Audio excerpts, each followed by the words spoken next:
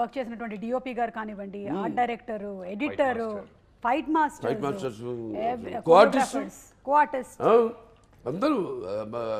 సరే బాబీ గారు ఓకే, మనం మాట్లాడుకున్నాం ఆయన గురించి.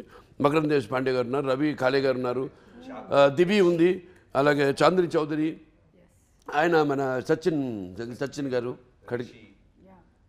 రిషి కన్నడ ఆర్టిస్ట్ రిషి. వాహ్ ఏం హైలైట్ అన్న, ఆయన ఎంత బాగా చేశారు రిషి. పండిన అరే మాటలు సాలేకో అని మాట్లాడతారు, ఫోన్ చేస్తే ఇంట్రడక్షన్. మలయాళం యాక్టర్ కన్నడ చాకో అది చెప్పారు, చాకో సెలక్షన్ అండి. అంటే పేర్లు కాదు, ఎవరైనా పేర్లు అనుకున్నామండి.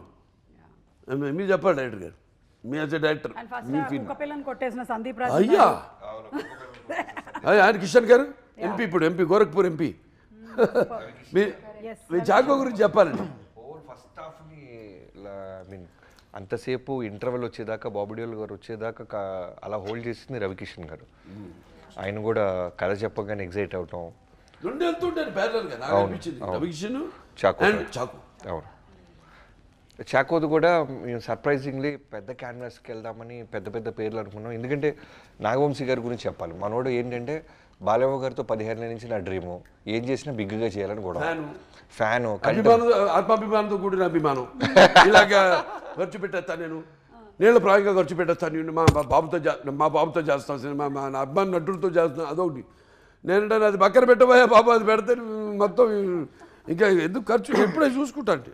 అంతేనే కాదు, అది అయిన తర్వాత పెద్ద పేరు అనుకున్నాం, ఆల్మోస్ట్ అప్రోచ్ అవ్వబోతున్నాం. తర్వాత మాటల్లో ఎప్పుడు బాలయ్య గారికి చెప్తే ఫస్ట్ బాలయ్య గారు ఏది టక్ పని బయటపడరు.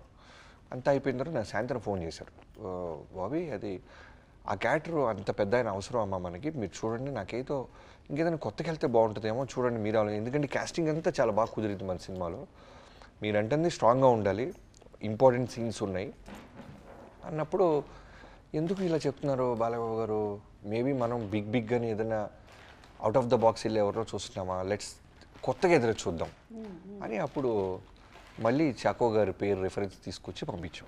అవునగానే ఈయనెవరు బాగున్నారు అంటే, తక్కువ ఎక్స్పోజ్ అయి ఉన్నారు బాబు ఖచ్చితంగా. అంటే ఒక ఇంపార్టెంట్ సీన్ ఉంటుంది, బాలకృష్ణ గారిని అరెస్ట్ చేయాలి, అప్పటికే హోల్ ఫిల్మ్ స్కై లెవెల్లో ఉంటుంది. బావా